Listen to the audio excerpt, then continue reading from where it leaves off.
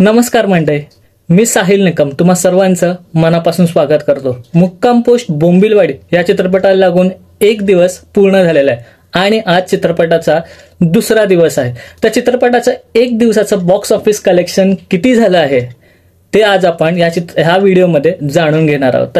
तर आता आपण या चित्रपटाच्या बॉक्स ऑफिस कलेक्शनकडे वळूयात। तर वर्षाच्या सुरुवातीला म्हणजे 2025 मध्ये मुक्काम पोस्ट बोंबिलवाडी हा चित्रपट आपल्या भेटीस आला आणि ह्या चित्रपटाने वीक डे असून पण किती कमाई केली तर ती आहे ग्रॉस कलेक्शन या चित्रपटाचं झालं आहे एकूण 1 कोटी एवढं आणि चित्रपटाचं जे नेट कलेक्शन वीक डे असून झालेलं आहे ते आहे 61 लाख एवढं। आणि एवढंच नाही तर जेव्हा मी बॉक्स म्हणतात ना बुक माय शोवर जेव्हा मी पाहिलं की किती तिकीटची विक्री झाली आहे ते साधारणतः 24 तासामध्ये 8,500 तिकीटची विक्री झाली आणि इथून पुढे माउथ पब्लिसिटीमुळे फक्त आणि फक्त माउथ पब्लिसिटीमुळे सुद्धा हा चित्रपट या हफ्त्यामध्ये किमान 6 कोटीचा आकडा पार करू शकतो, जो की 2025 मध्ये एका मराठी चित्रपटासाठी खूप मोठा आकडा आहे।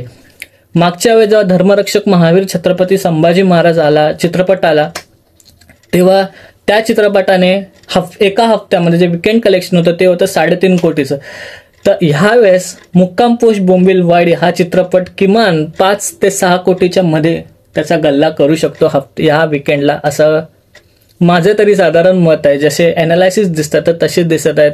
जेव्हा मी मॉर्निंग ऑक्युपन्सी पाहिली, आफ्टरनून आणि इव्हनिंग आणि नाईट ऑक्युपन्सी पाहिली ते खूप चांगली ऑक्युपन्सी होती, लोक पाहायला जातात। आणि जेव्हा मी चित्रपट पाहायला गेलो तेव्हा खरंच खूप मन भरून आलं, कारण चित्रपटाची जी ऑक्युपन्सी होती माझ्या शोसाठी ती किमान 60% आसपास होती, त्यामुळे खूप बरं वाटलं।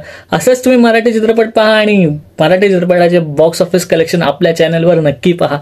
तर इथेच आपण थांबूयात आणि पुढचं उद्या म्हणजे आजचा दुसरा दिवसाचं उद्या कलेक्शन येईलच, त्यामुळे तेव्हाही तेही कलेक्शन पहा आणि अजून व्हिडिओ पाहण्यासाठी आपले यूट्यूब चॅनल पिक्चर प्लॅटफॉर्म पाहत राहा। आणि हो, आपली काळजी घ्यायला विसरू नका यार।